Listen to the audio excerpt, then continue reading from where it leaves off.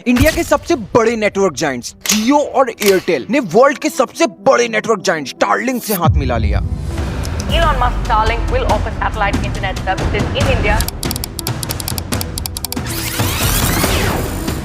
Elon Musk, जिनकी एक SpaceX नाम की कंपनी है, टेस्ला नाम की कार कंपनी है और उन्हीं की नेटवर्क कंपनी है स्टारलिंक। स्टारलिंक एक नेटवर्क कंपनी है जो कि स्पेस में सैटेलाइट भेज के अर्थ पर नेटवर्क प्रोवाइड करता है। और अब वही स्टारलिंक कंपनी इंडिया में आना चाहता है क्योंकि इंडिया उसके लिए एक बहुत बड़ा मार्केट है। लेकिन इंडियन नेटवर्क जायंट्स जियो और एयरटेल नहीं चाहते कि उनका कोई टफ कॉम्पिटिटर इंडिया में आए और उनका मार्केट खा जाए। इंडिया में इंटरनेट बहुत ही स्लो प्रोसेस था, लेकिन इंडिया में स्टार्ट हुआ 4G नेटवर्क जियो। जियो ने इंडिया को स्मूथ इंटरनेट का मतलब बताया। जियो ने इंडिया को एक फ्री और एक स्मूथ इंटरनेट प्रोवाइड कराया और उस इंटरनेट को जियो ने फ्री कर दिया ताकि हर कोई इसे यूज कर सके। Start with the newest and the youngest member of the Reliance family, Jio.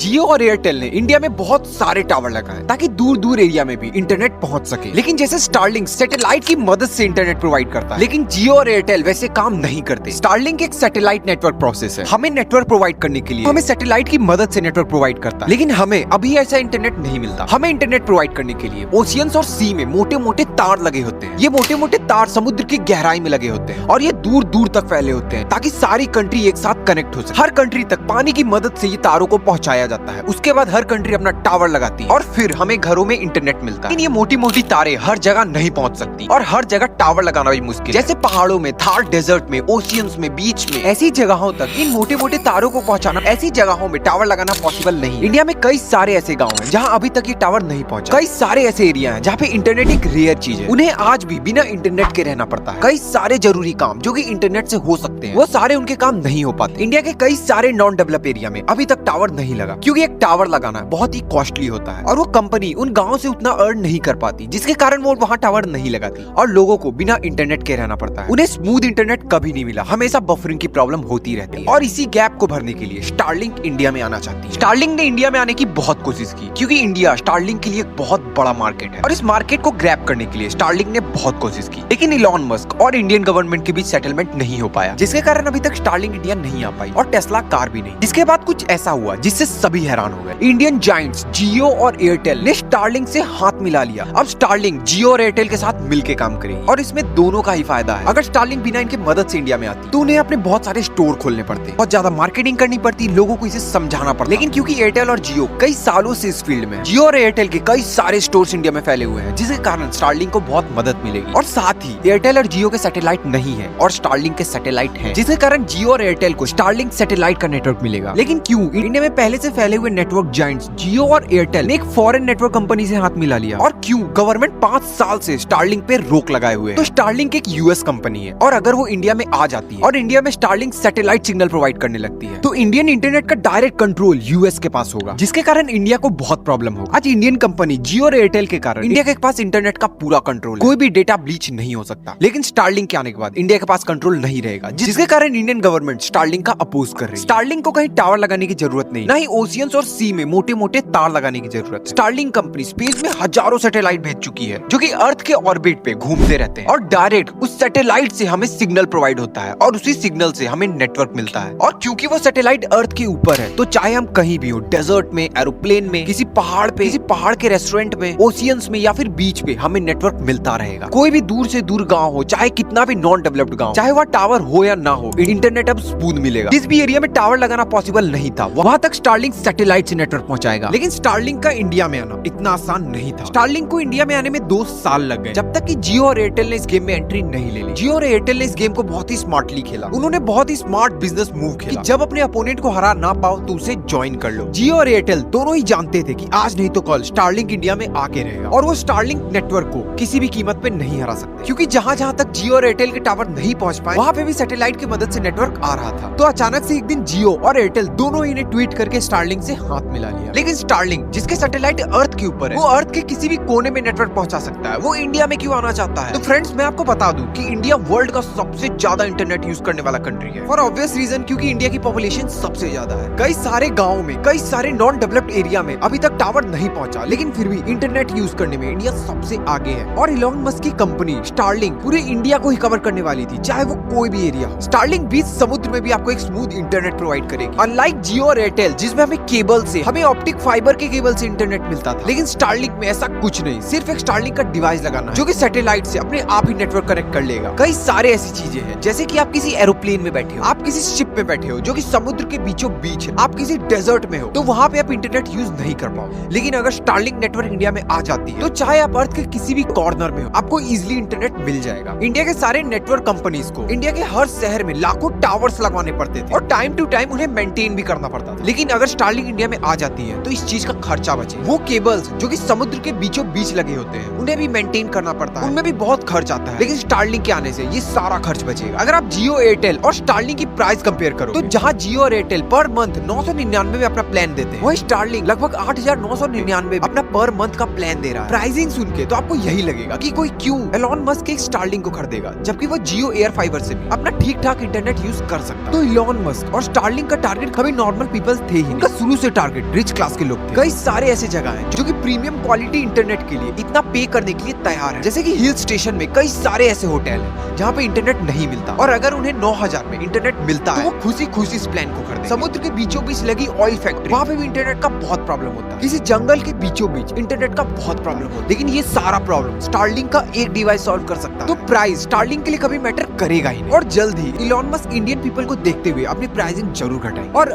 पूरे वर्ल्ड के लिए शायद ही इंटरनेट का प्रॉब्लम सॉल्व हो जाएगा। एलॉन मस्क की कंपनी स्टारलिंक एक रिवॉल्यूशनरी कंपनी होने वाली है। एलॉन मस्क की हजारों सैटेलाइट अब स्पेस में जा चुकी, जो कि हमें इंटरनेट प्रोवाइड करने वाली, और दूसरी कोई भी कंपनी एलॉन मस्क का टक्कर नहीं कर सकती। तो जिसे भी इस फील्ड में आना है उसे एलॉन मस्क से हाथ तो मिलाना ही पड़ेगा। और अब तो गवर्नमेंट भी एलॉन मस्क के साथ है, क्योंकि गवर्नमेंट भारत को थर्ड लार्जेस्ट जीडीपी बनाना चाहती है। India will be the third largest economy soon. तीसरे टर्म में दुनिया की पहली 3 इकोनॉमीज में एक नाम भारत का हो। आज भले ही इलॉन मस्क जियो और एयरटेल के साथ मिलके काम कर रहे हैं, लेकिन जैसे ही एक बार इलॉन मस्क इंडिया में इंटर हो जाते हैं और अपने स्टारलिंक को एक बार इंडिया में फैला देते हैं, उसके बाद मुझे नहीं लगता कि वो जियो और एयरटेल के साथ मिलके काम करेंगे, क्योंकि इलॉन मस्क की हिस्ट्री ऐसी ही है। वो हमेशा अकेले ही नंबर 1 पे रह के काम करना चाहते हैं। अब जियो और एयरटेल का इंडिया में एक टफ कॉम्पिटिटर आ चुका है, जिसके कारण इंडियन गवर्नमेंट को तो फायदा होने वाला है। लेकिन इतनी बड़ी टेलीकॉम कंपनी जियो और एयरटेल का फ्यूचर नेटवर्क में उतना ब्राइट नहीं दिख रहा, जब तक कि मुकेश अंबानी एलॉन मस्क को अपना परमानेंट पार्टनर नहीं बना लेते। SpaceX, टेस्ला, स्टारलिंक के ओनर एलॉन मस्क, जो कि वर्ल्ड के सबसे रिचेस्ट पर्सन, वो वर्ल्ड के 5th richest person Mukesh Ambani के साथ कैसे रिश्ते रखते हैं, ये तो आगे जाके हमें पता चल ही जाएगा। और हाँ, हमारे मुकेश भाई इतनी जल्दी हार नहीं माने। तो इंडिया को डिजिटल करने के लिए गवर्नमेंट को एक हेल्प तो मिल रही है, लेकिन साथ ही साथ एक बहुत बड़ा कंपटीशन भी मार्केट में आ रहा है। जैसे इलॉन मस्क ने स्टारलिंक को इंडिया में इंटर करवा दिया, वैसे ही मुझे लगता है टेस्ला भी कुछ टाइम में इंडिया में इंटर हो ही जाएगी। आपको क्या लगता है, कब तक आप भी स्टारलिंक का नेटवर्क यूज करोगे? कमेंट में जरूर बताना। वीडियो अच्छा लगा तो वीडियो को लाइक और चैनल को सब्सक्राइब जरूर करना। Thank you.